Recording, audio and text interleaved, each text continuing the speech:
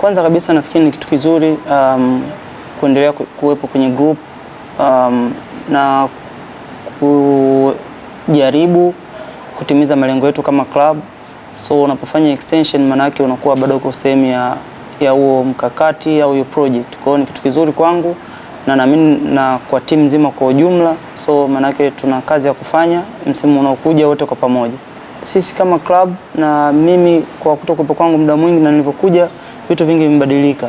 Hata character za wachezaji naamini asilimia kubwa wachezaji wengi sana vijana wadogo.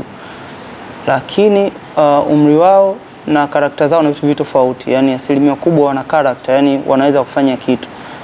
Mfano mdogo unaweza kuona run yetu ya kwenye Confederation. Ilikuwa ni mara ya kwanza, asilimia kubwa ndio ilikuwa mara ya kwanza kucheza, lakini ukiangalia idadi ya point tulizokusanya, maana yake unaweza kuona ni group ya aina gani na wachezaji wapo na uwezo wa kufanya kitu kikubwa namna gani.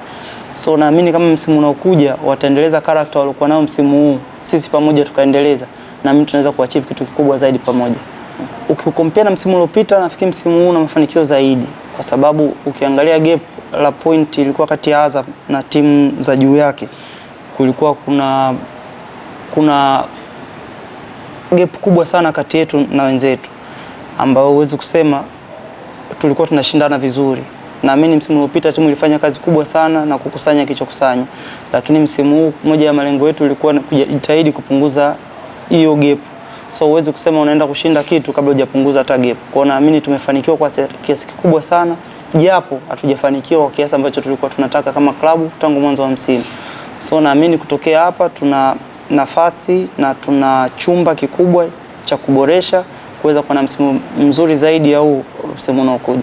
Kwa mashabiki wetu wa Azam FC, wanafamilia wa Azam FC, ni furaha kuwa nanyi. Nyinyi ni sehemu kubwa sana ya historia ya hii club na mimi pia kwa ujumla. Tangu siku ya kwanza nimejihisi kama mwanafamilia wa hii club, ni mchezaji wa hii club na ni mshabiki mwenzenu wa hii club. So naamini kwa nguvu yetu pamoja tukiunganisha tunaweza kufanya kitu kikubwa kwa ajili ya club yetu. So uwepo wenu ni muhimu sana kwetu. Tunawategemea sana nyinyi ili sisi tuweze kutimiza malengo yetu kama timu ndani na Azam FC kwa ujumla.